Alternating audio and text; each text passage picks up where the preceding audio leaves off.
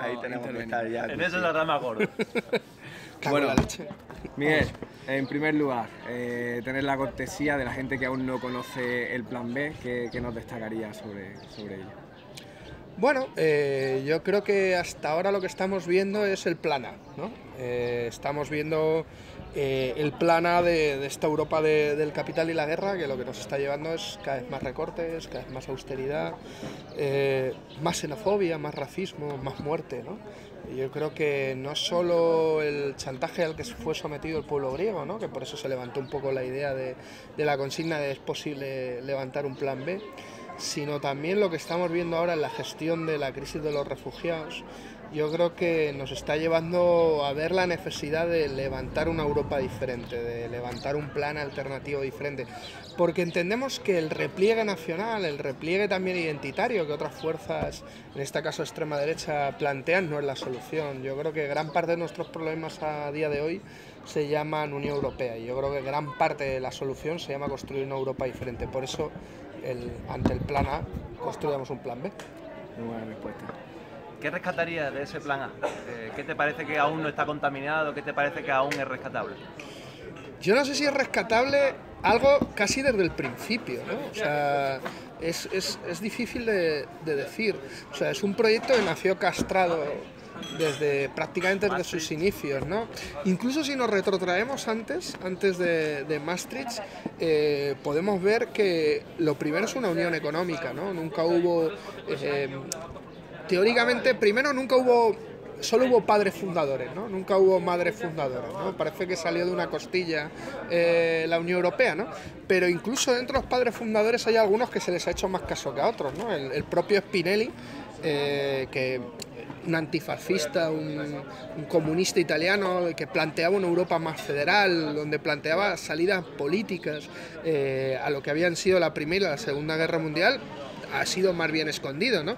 Bueno, le han dado una puerta en el Parlamento Europeo, ¿no? Pero realmente sus ideas han quedado muy escondidas. En cambio, otros que promulgaban más una unidad en lo económico, una Europa de las mercancías y los mercaderes, es lo que primó desde la CECA, ¿no? Ahora vamos a llegar al aniversario justamente del Pacto de Roma, que va a ser en la primera semana de mayo, ¿no? Y yo creo que ahí se puede ver que desde entonces es muy difícil rescatar prácticamente nada de este proyecto, salvo una cosa. Yo creo que sí que podríamos, la idea de un cierto internacionalismo un poco primario, ¿no? De la necesidad de una Europa unida como forma de intentar combatir la barbarie de la guerra, ¿no? Yo creo que eso sí que caló mucho en los europeos. Yo creo que eso sí que se podría rescatar, pero eso se ha vilipendiado, ¿no? Se ha prostituido a favor de otras cosas que no venían en los papeles fundacionales, pero al final ha sido lo que ha dado fundamento a esta Unión Europea. ¿Tuvo éxito esa capacidad de hacer llegar esos principios supuestamente europeístas y demás? Tú, como de cara al Plan B, ¿qué herramientas crees que son más valiosas, más útiles para alcanzar a la gente y hacer llegar el Plan B más a la gente? Bueno, yo creo que lo primero hay que ser muy pedagógicos, ¿no? Yo creo que hay que intentar plantear los límites. O sea, mucha gente en este país, pero también en otros muchos, no ven todavía esa afirmación que yo os hacía de la gran parte de nuestros problemas en la Unión Europea, ¿no? Con lo cual, para poder construir una Europa diferente, lo primero que tenemos que ver es que esta no nos sirve, ¿no?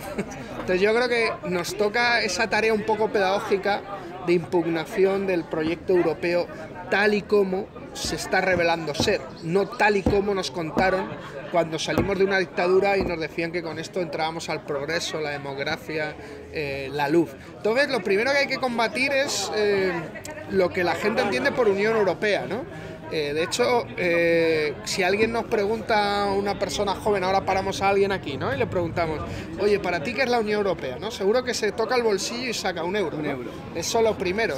Si es joven y ha tenido la suerte de poder viajar, pues hablará del Erasmus, ¿no? Que aquí en Granada es una ciudad que recibe muchos Erasmus, ¿no? Incluso nos hablarán de Schengen, ¿no? Teóricamente una Europa sin fronteras, ¿no? Pues yo creo que lo primero hay que desmitificar esos tres elementos que a la gente le da una idea de Europa que yo creo que no se apega a la realidad. ¿Por qué? El euro, más que una moneda, es una condena. O sea, es una condena fundamentalmente para los países del sur, ¿no? Que está haciendo que nos lastre la economía de una forma brutal. Eso significa que nos tengamos que salir del euro, por ejemplo, ¿no? Que yo creo que es una de las preguntas que hay que hacer. Nunca una salida unilateral. Yo creo que eso a día de hoy es muy importante también tenerlo en cuenta. Hay que ir haciendo procesos que permita democratizar no el euro, sino democratizar la economía y cualquier moneda, ¿no? Porque algunos nos dicen, no, es que la peseta, bueno, la peseta, como si nosotros controláramos la peseta antes, ¿eh? O sea, que solo controla el Banco de España, que no lo controlaba la gente. Entonces yo creo que la idea es democratizar justamente esos instrumentos económicos, que en este caso son monetarios, y eso yo creo que es uno de los elementos centrales. El Banco Central Europeo no es un instrumento democrático, ni muchísimo menos, y yo creo que es uno de los ejes vertebrales que construyen una Europa profundamente antidemocrática, ¿no? El tema del Schengen, ¿no? Fronteras abiertas, qué gran mentira, ¿no? O sea, realmente con las fronteras abiertas lo que hicimos fue cerrar fronteras, ¿no? Con la idea de fronteras abiertas a lo interno, lo que hicimos fue proteger y construir una idea de Europa fortaleza para blindar esas fronteras abiertas de forma interior, ¿no? Entonces, de hecho, en el 85 empieza Schengen, en el 86 empieza a coordinarse las políticas migratorias de la Unión Europea de asilo, de refugio y de cierre de fronteras, ¿no? Yo creo que, y no es casual, los acuerdos de Dublín, hay una serie, el propio Frontex, o sea, vienen articulados en torno a una idea de apertura hacia las mercancías, de cierre para la libertad de movimientos, ¿no? Y luego ya por último el Erasmus, ¿no? O sea, bueno, yo siempre decía, el Erasmus muchas veces no te da ni para tabaco, depende de dónde vayas, ¿no? ¿Sabes? O sea, tenías que elegir bien. Claro, tenías que elegir bien, ¿no? Yo siempre hacía esta broma, pero que era muy ilustrativa, ¿no? Sí, uno de los primeros criterios, claro, además. o sea, era, a ver, tú, si te vas a Inglaterra, ¿no? Sí, no. O sea, ¿cuánto te cuesta el paquete de tacos? 6 libras, ¿no? ¿Cuánto te dan de Erasmus? Claro, si calculaba un paquete diario, ya no te da ni para tabaco, ¿no? Yo creo que realmente hay que fomentar la movilidad en los estudios. Yo creo que eso nadie puede estar en contra para quien quiera moverse, y yo creo que eso es muy importante, pero tiene que venir adecuado con una serie de becas que ahora mismo el Erasmus no es, y lo único que favorece es la movilidad de unos pocos, como hemos visto, igual que también el acceso a la universidad cada vez se está elitizando más, ¿no? Entonces yo creo que ahí entraría el proceso Bolonia y una serie de elementos sobre los que daría mucho que hablar, ¿no? Entonces lo primero es desmitificar esos tres conceptos para poder impugnar la actual Europa, y de esa impugnación, de esa negación de la Unión Europea, nos salga la necesidad de construir una afirmación. ¿Qué Europa queremos construir? Y por desgracia lo tenemos que hacer todo muy seguidito porque no tenemos mucho tiempo, y por eso también la idea del plan B. Muy bien, entonces entrando en esa fase constructiva, en positivo, el 28 de mayo tenéis convocada unas grandes acciones a nivel europeo. Me gustaría que nos hablara un poco de eso y también de cómo ves el plan B a partir de entonces.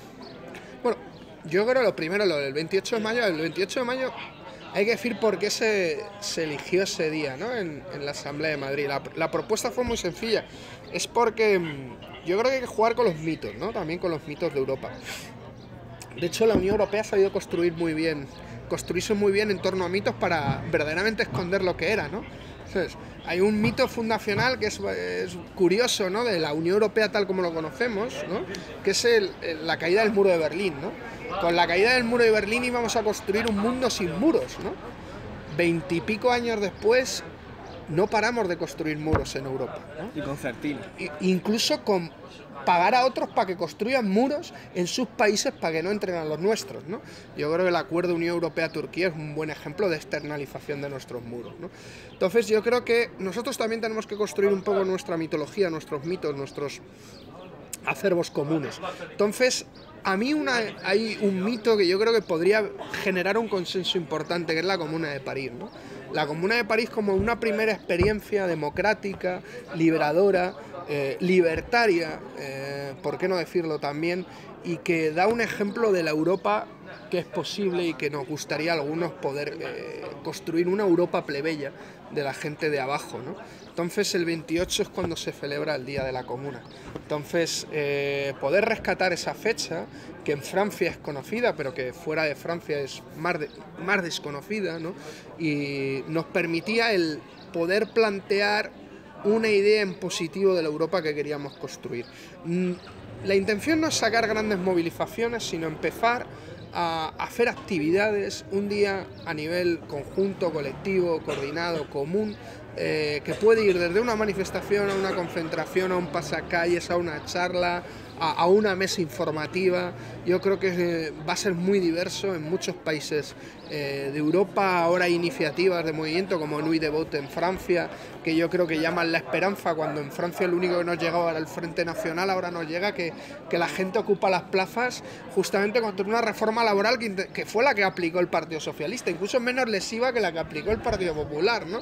Y que, pues yo creo que esa esperanza, que esperemos que también el 28 se pueda ver en más países que en Francia o en España, yo creo que es lo que intentábamos buscar con esa movilización, que esperemos que en su diversidad salga razonablemente bien.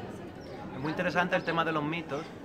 Por ejemplo, Gramsci hablaba de la capacidad, el poder como un centauro, por una parte más racional, inteligible y demás, pero por otra parte también la parte de seducción que la lleva a cabo los mitos, sobre todo.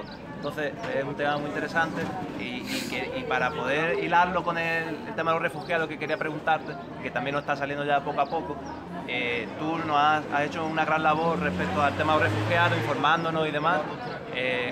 Querría que nos informara sobre las últimas semanas y demás, y también que nos hable de ello como símbolo, de qué relevancia tiene como símbolo sobre lo que Europa es y lo que Europa debería ser.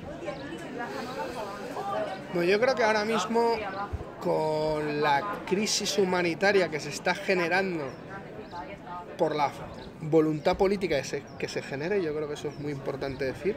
O sea, estamos ante no una crisis de refugio, no ante una crisis migratoria, estamos ante una crisis humanitaria que nuestras políticas han generado y que ha habido voluntad política para generarlas.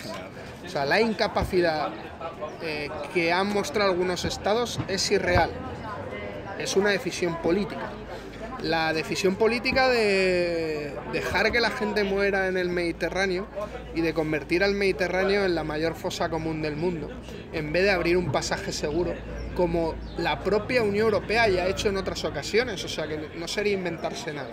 No sería inventarse nada, hay incluso herramientas legislativas para que eso pudiera hacerse, y yo creo que demuestra muy bien el modelo de construcción europea. La crisis de los refugiados o la crisis humanitaria en torno a la movilidad de los refugiados genera o da una imagen muy clara de esta Europa que estamos generando, una Europa insolidaria, una Europa que obliga con mano de hierro al cumplimiento del techo del déficit o al pago de una deuda ilegítima, pero en cambio lo que es el cumplimiento de la ley, de los acuerdos de asilo y de refugio que han firmado los 28 países miembros, la solidaridad y el cumplimiento de los derechos es optativo, ¿no? Yo creo que da una imagen muy importante de lo que es, y sobre todo con el acuerdo Unión Europea-Turquía, ¿no? Que es lo que ha marcado las últimas semanas en esta crisis, donde lo que hemos hecho ha sido copiar el modelo migratorio de España. Claro, o sea, no hemos hecho más. De hecho, cuando Orbán, nunca confundir con Urban, es importante, que el primer ministro húngaro, ¿no? Cuando de repente le empezaron a acusar de racista, de levantar un muro, decía, oye, yo estoy haciendo lo mismo que lleva haciendo España desde hace 10 años. No sé dónde ponen ustedes el grito en el cielo, será porque soy húngaro, porque estoy haciendo lo mismo. Me dicen, no, es que usted no puede llevar el ejército a la frontera. Pues sí, ya lo ha hecho España. Las concertinas se las compro a Málaga, o sea, son de una empresa malagueña, por Dios. O sea, encima que por lo menos les mantengo la patente, ¿no? La utilización de material antidisturbios en la frontera, veamos el Tarajal, ¿no? O sea, yo creo que es claro que esto ya se ha practicado aquí, pero no solo esto, sino el acuerdo Unión Europea-Turquía, ¿qué es? Es la exportación de nuestras fronteras. Es alquilar Turquía o pagar a Turquía para que haga de gendarme de fronteras. ¿Y qué más da que no respete los derechos humanos? No pasa nada, no es Europa. O sea, no lo tiene por qué hacer. Nosotros le pagamos, de hecho, para que no lo haga. Bueno, pues es lo mismo que hacemos con Marruecos, que llevamos tanto tiempo haciendo con Marruecos, donde no solo le pagamos, sino que también le pagamos no solo con dinero, sino también con favores políticos. ¿Por qué en este país ningún gobierno ha hablado del Sáhara? O sea, ya que hablamos de refugiados, ¿no? ¿Por qué 40 años llevan los saharauis como refugiados en Tinduf y ningún gobierno ha dado una solución satisfactoria cuando somos todavía, según la ONU, potencia colonial? Y no hemos dado una salida. ¿Por qué no estamos aprovechando que estamos en el Consejo de Seguridad? No, parecía que era la leche estar en el Consejo de Seguridad. No, ¿qué hemos hecho España desde que estamos en el Consejo de Seguridad de Naciones Unidas? ¿Por qué no lo aprovechamos para intentar mediar y dar una solución en donde la gente pueda votar en el Sáhara? Bueno, pues porque hemos decidido contratar al gendarme marroquí, ¿no? Para que no pasen migrantes subsaharianos a Ceuta y Melilla. Por lo mismo estamos haciendo ahora mismo con Turquía. Por desgracia, somos un país vanguardia en la vulneración de derechos humanos, ¿no? Y nos han tomado como ejemplo. En vez de nosotros tomar como ejemplo a países que tenían legislaciones más avanzadas, ha sido al revés. Y no solo es España, no solo es Hungría, es Dinamarca, donde hemos visto pues, la ley de confiscación de joyas, ¿no? Que la han llamado así, en donde a los refugiados que llegan al país les quitan el poco dinero que tienen, ¿no? Como hemos visto que en otros países se está pues, impidiendo la entrada o la reagrupación familiar, como otros países han dicho que no van a aceptar un solo refugiado que sea musulmán, porque esto es una invasión organizada. Yo creo que es tan dramático la situación que estamos viendo por arriba, pero también cuando tú vas a los campos de refugiados, te sorprende ver la cantidad de activistas y de voluntarios que no vienen con ninguna ONG. O sea, que no son trabajadores de Médicos del Mundo, de Médicos Sin Fronteras, no.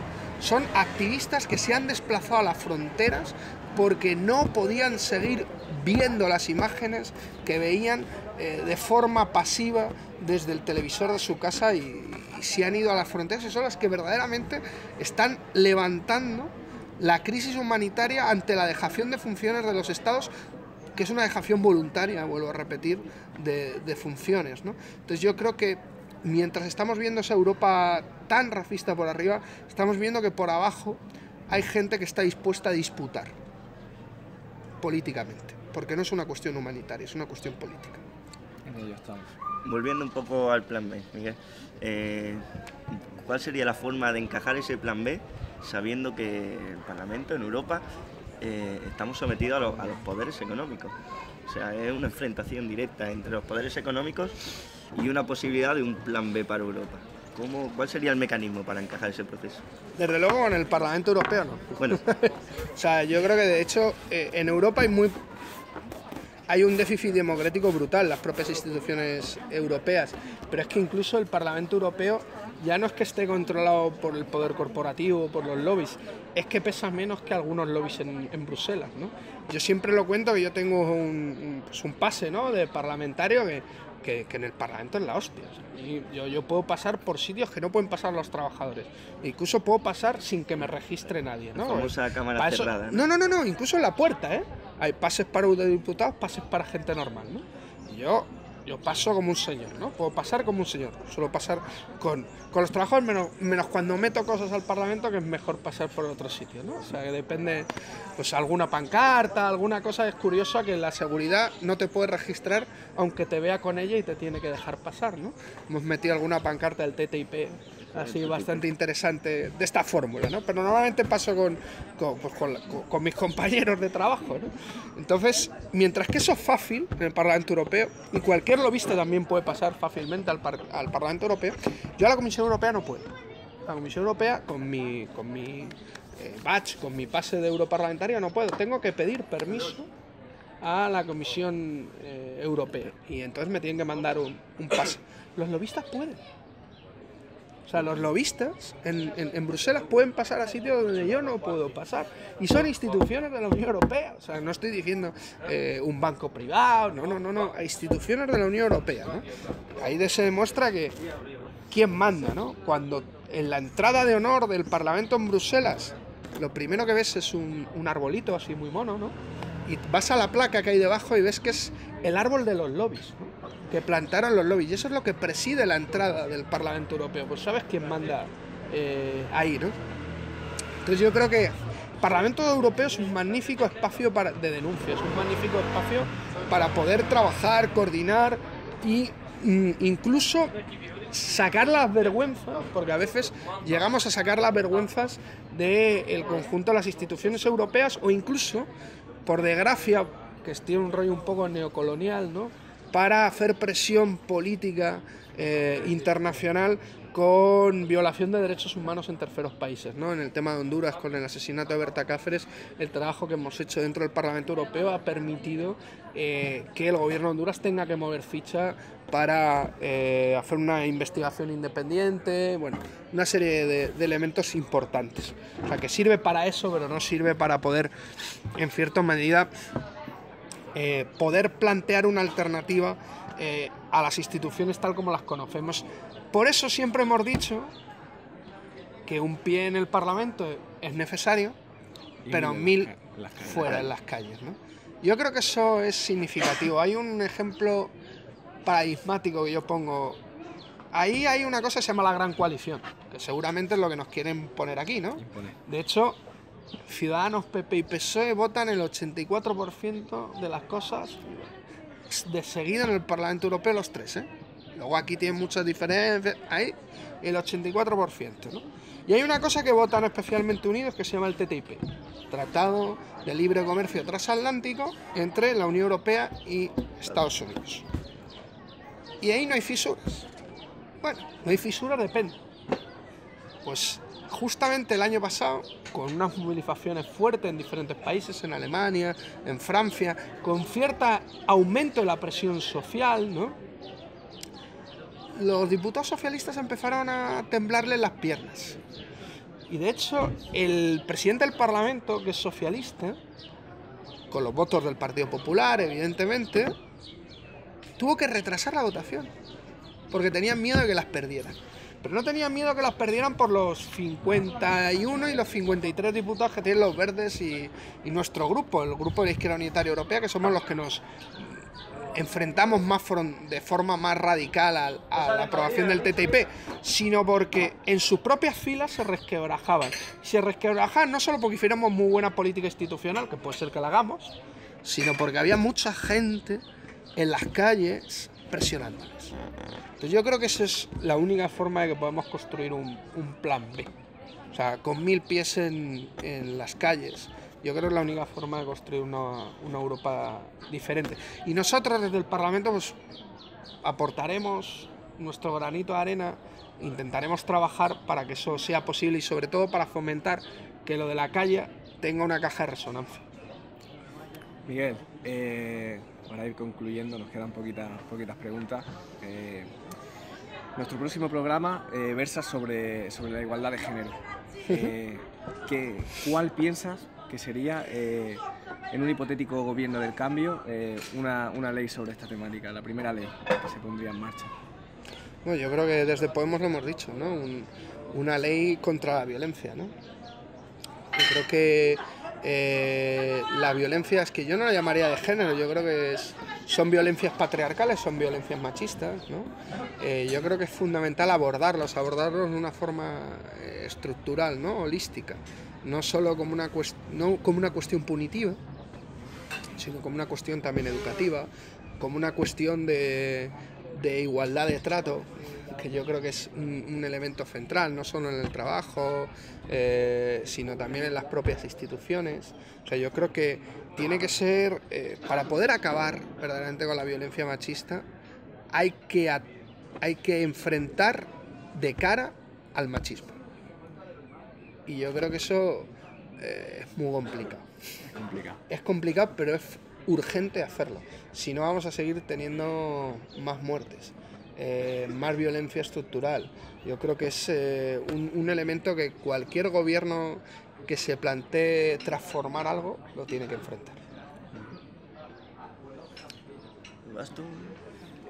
Ahora que estamos ya en terreno doméstico, quería preguntarte ya más sobre Podemos, y la primera gran pregunta que querría hacerte es tanto el programa de las elecciones últimas generales como la situación actual de Podemos en un hipotético eje socialdemocracia anticapitalismo. ¿Tú crees que el programa es simplemente socialdemócrata o tú ves un brote anticapitalista, o cuál, en esos ejes tú cómo situarías al Podemos de la actualidad? Muy socialdemócrata. O sea, no lo llamaría socialdemócrata, es muy socialdemócrata, con tintes neo-keynesianos, ¿no? Podríamos decir, en su propuesta político-económica, ¿no? El problema es que no afectan ni eso. El problema es que no afectan ni esto, ¿no? Hemos llegado a un momento... Por eso algunos hablamos de crisis de régimen, ¿no? O sea, el régimen ni siquiera es capaz de aceptar reformas que en otro tiempo se aceptaban. Y que, bueno, aunque fueran reformas inocuas a la hora de cuestionar el propio sistema, sí que generaban cierta mejora de la calidad de vida de la clase trabajadora y de las clases populares, ¿no? Yo creo que el régimen ni siquiera está por aceptar eso, ¿no? De esa incapacidad de poder aceptarlo sale esa crisis de régimen, y ciertos elementos socialdemócratas tienen otro tipo de potencialidades, ¿no? Pero a mí la potencialidad mayor, para mí, es la cuestión de la democracia, ¿no? O sea, de hecho, es la gran aporte del 15M. No es un gran programa anticapitalista elaborado y demás que nunca estuvo. Nunca existió. O sea, no es que digamos, es que hay que rescatarlo, nunca existió. Pero yo creo que esa idea de reclamo de la democracia, de la participación, de la autoorganización, tiene una potencialidad muy grande. Y yo creo que eso es lo que nosotros no podemos perder ahora mismo. Por eso el horizonte del proceso constituyente, o más bien en el caso del Estado español, los procesos constituyentes, es tan importante. Yo creo que ahí es más importante que, podríamos decir, medidas que en primer término pueden considerarse como más radicales, ¿no? Yo creo que el poder decidir sobre todo y decidir todas, ¿sabes?, tiene una potencialidad que por lo menos tenemos que intentar luchar para que nos la dejen explorar, ¿no? ¿Cuánta relevancia le das en el plano interno a ese decidir sobre todo, a esa democracia interna? ¿Cuánta relevancia le das? Incluso de cara al exterior, de cara a ese proceso constituyente que tendríamos que recorrer, en el plano interno de Podemos, ¿cuánta relevancia le das a que realmente se vaya hacia esa democratización? Bueno, yo creo que lo que necesitamos es, una vez que se nos aclare el panorama electoral, el poder iniciar procesos constituyentes internos, ¿no? Yo creo que no hay que dejar de reinventarnos. Yo creo que hicimos una apuesta que yo no estaba de acuerdo, que yo planteé otra y que, bueno, pues las urnas electrónicas me pasaron por encima, ¿no? A mí y a otros compañeros, ¿no? Que era el llamado modelo de Vistalegre. Ese modelo ha muerto. Sí. Ese modelo ha muerto y ha muerto por la prueba de la práctica. Exacto. Ha muerto por la prueba de la práctica. Hay algunas cosas que evidentemente se pueden rescatar, yo no digo que no, ¿eh? Igual que algunas cosas de las que planteábamos nosotros eran una locura. Y habrá que testar qué es lo que podemos hacer. Pero Vistalegre, o el modelo Vistalegre, ha muerto. Y yo creo que Echenique sea ahora el responsable de organización es la mayor expresión de su defunción. Eso no significa que por quitar a Sergio Pascual y ahora poner a Pablo Echenique se vaya a meter o a aprobar las otras propuestas político-organizativas que se planteaban en Vistalegre. Estoy hablando de Sumando Podemos. Yo no creo que eso vaya a pasar, ni que las cosas tengan que mejorar porque esté Pablo Echenique. Bueno, yo creo que una persona al menos dialogante ayudará, ¿sabes? A que por lo menos las cosas puedan ir un poquito mejor. Pero tenemos que poner todos de nuestra parte y tiene que haber un cambio de cultura política. No tiene que haber un cambio de nombres, tiene que haber un cambio de cultura política. Y eso es lo más complicado de hacer. Y yo creo que el gran problema de Vistalegre es la cultura política que instauraba. La cultura política de la carguitis, el secretario general para arriba, el secretario general para abajo, las listas plancha, el enfrentamiento en vez de la colaboración y la cooperación internamente. Eso es nefasto y es o tiene que ser la cultura política a la que enfrentarnos, no sobre la que construirnos. Entonces yo creo que cuando se aclare el tema electoral toca el reinventarnos, toca el enterrar Vistalegre y hacer un proceso constituyente para Podemos. Miguel, para...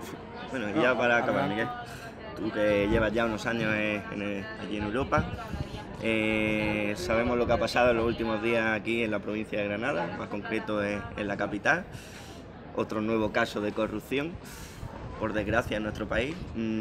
¿Cómo se ve desde Europa tanta corrupción política en España? Lo primero que hay que ver es que en Europa también hay corrupción. Yo creo que a veces... No, o sea, a veces... yo creo que les pasaba a los mexicanos, ¿no? Que se creían que solo había corrupción en México, ¿no? Y hay que ver que la corrupción no es un mal endémico ni de los españoles, ni de los mediterráneos, ni de los sureños, ¿no? Yo creo que, de hecho, mucha de la corrupción de la financiación de los partidos es una exportación alemana. En la transición, o sea que yo creo que sería también a estudiar. Pero evidentemente lo que clama al cielo es que la impunidad de la corrupción en España. Yo creo que eso sí que es lo más llamativo. O sea, algunos te ven, o sea, yo que sé, que nosotros tenemos a Cañete ahí, ¿sabes? O sea, que es que todos los regímenes de incompatibilidad de la Unión Europea para ser comisario los cumple Cañete, todos, unos detrás de otros, que parece hecho para él, ¿sabes? O sea, los regímenes de incompatibilidad parecen hechos para él. O sea, ahora sale su mujer que es con los papeles de Panamá, que es incompatible porque es familiar directo, se lo dio las... Bueno, tú dices, pero a ver, o sea, sale lo de la Mela, que era el lobista con el que luego le concede la mina de uranio en Salamanca. O sea, hay una serie de cosas que, claro, que ese sea nuestro comisario, yo creo que da una imagen del país en cierta medida de Valle. Alguna gente dice de pandereta, a mí me gusta de Valle Inclán, ¿no? Yo creo que tenemos un país del surrealismo de Luther de Bohemia, ¿no? ¿Sabes? Del callejón del gato, ¿no? ¿Sabes? Entonces yo creo que hay que acabar con ese país del surrealismo, de ese país de la caspa y el cañí, para intentar construir otra cosa, ¿no? El problema es que en Europa, por ejemplo, acabamos de votar hace una semana una directiva sobre secretos comerciales para que sea más difícil que aparezcan nombres justamente en lo de los papeles de Panamá, ¿no? Entonces, ¿cuál es la conclusión? ¿Qué es lo que molesta? ¿La corrupción en sí misma o que se conozca? Yo creo que se conozca. Y el problema es que la corrupción hay que limpiarla y hay que romper con ese eslogan mexicano del que no roba no transa, ¿no? El que no roba no gana. Pues muchas gracias, Miguel, por venir. Ha sido un placer tenerte aquí en Efecto Dominó y desearte el mejor trabajo posible ahí en el Parlamento y que sigas en la línea que lo estás haciendo genial. Te seguimos de cerca y de nuevo gracias por inaugurar además este primer episodio de Efecto Dominó. Bueno, a ver si os sigo yo de cerca en las redes. Muy bien, muchas gracias. Muchas gracias.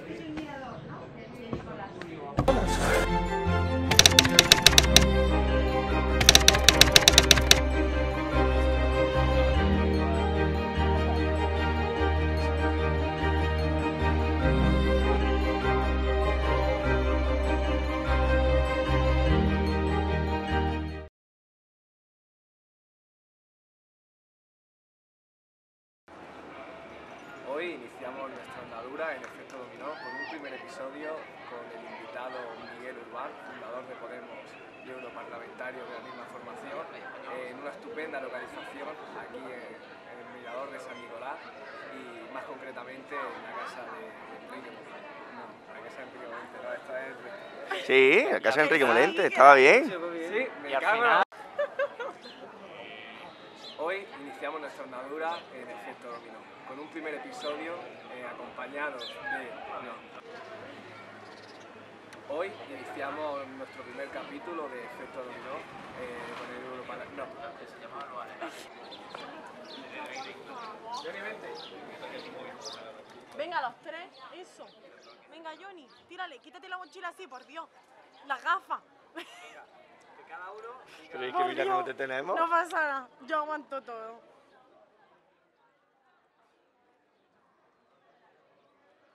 Venga, artista. Yo digo lo de bienvenido, tú lo de buscar y tú lo de molestar. Bienvenidos a Efecto Dominó. Venga. Muy bien. ¿Y qué